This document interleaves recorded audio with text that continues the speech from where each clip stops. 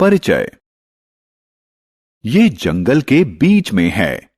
शोधकर्ता भूमि पर पड़ी हुई सूखी पत्तियों में से एक पौधे की जांच कर रहे हैं।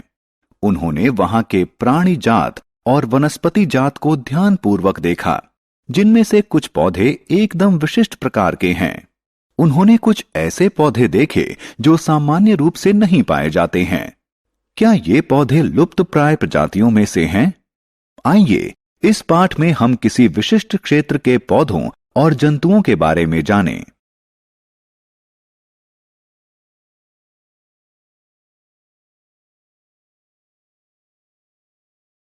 उद्देश्य। इस पाठ के अंत में आप निम्न करने में सक्षम हो जाएंगे। किसी क्षेत्र में पाए जाने वाले प्राणी जात एवं वनस्पति जात का वर्णन करना, स्थानीय एवं संकटापन्न प्रजातियों को परिभाषित करना, अभिगमन परिवेश की व्याख्या करना, निर्वनीकरण की समस्या के समाधान का पुनरावलोकन करना। प्राणी जात एवं वनस्पति जात क्या है? छात्रों, आपने अवश्य देखा होगा कि कुछ जंतु एवं पौधे किसी विशेष क्षेत्र में ही पाए जाते हैं। किसी विशेष क्षेत्र की वनस्पतियों और जंतुओं को उस क्षेत्र के प्राणी जात और वनस्पति जात के रूप में जाना जाता है। उदाहरण के लिए पचमढ़ी जैवमंडल संरक्षित क्षेत्र के साल, सागौन, सिल्वर फर्न इत्यादि वनस्पति जात हैं और चिंकारा, नीलगाय, तेंदुआ इत्यादि प्राणी जात हैं। विशेष क्षेत्रीय प्रजातियां। आइए अब हम विशेष क्षेत्रीय प्रजातियों के बारे में जानें। यहां आप यह जान लें कि आबादी का वह समूह जो संकरण में सक्षम होता है प्रजाति कहलाता है। एक ही प्रजाति के सदस्यों में समान लक्षण होते हैं। मैं आपसे एक आसान प्रश्न पूछता हूं। क्या आपने सेब का पेड़ दक्षिण भारत में देखा है? नहीं ना। सेब के पेड़ सामान्य रूप से उत्तर भारत में पाए जाते हैं। इस तरह केवल किसी विशेष क्षेत्र में पाए जाने वाले पौधे एवं जंतु विशेष क्षेत्रीय प्रजातियां कहलाते हैं। वे कहीं और नहीं पाए जाते हैं। विशेष प्रकार के जंतु या पौधे किसी विशेष क्षेत्र, राज्य या देश के लिए विशेष क्षेत्रीय हो सकते हैं। विशेष क्षेत्रीय प्रजातियों के उदाहरण। ये दो पचमढ़ी जैवमंडल संरक्षित क्षेत्र के वनस्पति जात हैं। ये इस क्षेत्र के विशेष क्षेत्रीय प्राणी जात हैं। वे कौन से कारक हैं जो उन्हें विशेष क्षेत्रीय प्रजाति बनाते हैं? प्रमुख कारण मनुष्य हैं। उनके वास स्थल का विनाश, मनुष्यों की बढ़ती जनसंख्या और नई प्रजातियों के आने से विशेष क्षेत्रीय प्रजातियों के प्राकृतिक वास स्थल प्रभावित हो सकते हैं और उनका अस्तित्व संकट में आ सकता है।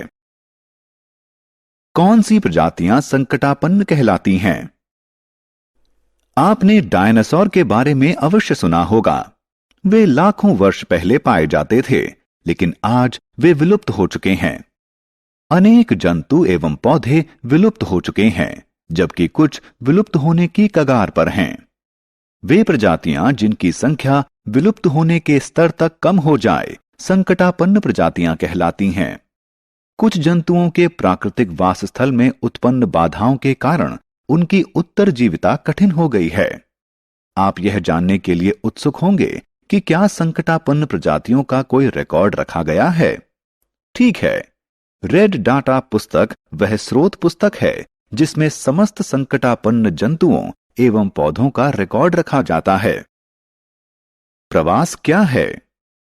आइए बच्चों, हम प्रवास शब्द का अर्थ जानें।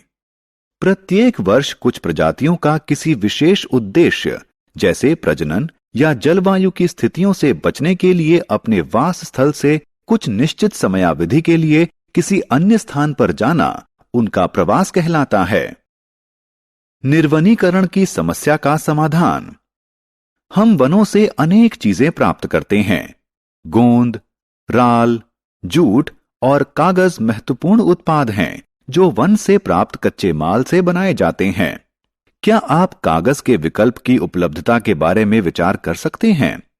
क्या होगा यदि हमारे लकड़ी ना होती? ठीक है, इन सभी प्रश्नों का सरल उत्तर कागज का पुनः चक्रण है। कागज को 5 से 7 बार पुनः चक्रित किया जा सकता है। कागज के पुनः चक्रण से न सिर्फ वृक्षों को बचाया जा सकता है, बल्कि ऊर्जा व जल भी बचाया जा सकता है। इसलिए हमें कागज बचाना चाहिए, इसका पुनः इस्तेमाल करना चाहिए और इसका पुनः चक्रण करना चाहिए। तुमने बहुत अच्छी बात कही, लेकिन कागज का पुनः चक्रण केवल निर्वनीकरण को नियंत्रित करने का अस्थायी उपाय है। क्या तुम निर्वनीकरण की समस्या का कोई स्थायी समाधान बता सकते हो? हाँ, यह पुनः वनरोपण है। नष्ट हुए वनों के स्थान पर नए वृक्ष लगाना पुनः वनरोपण कहलाता है। सारांश। आइए हमने जो कुछ सीखा है उसे संक्षेप में दोहराएं। किसी विशेष क्षेत्र में पाए जाने वाले पौधे एवं जंतु प्राणी जात एवं वनस्पति जात कहलाते हैं। जिन प्रजातियों के विलुप्त होने का खतरा है उन्हें संकटापन्न प्रजातियां कहा जाता है। प्रत्येक वर्ष कुछ प्रजातियों का अपने वास स्थल से कुछ निश्चित समयावधि के लिए किसी अन्य स्थान पर जाना उनका प्रवास कहलाता है। निर्वनीकरण की समस्या का समाधान कागज का पुनः चक्रण एवं पुनः वनरोपण है।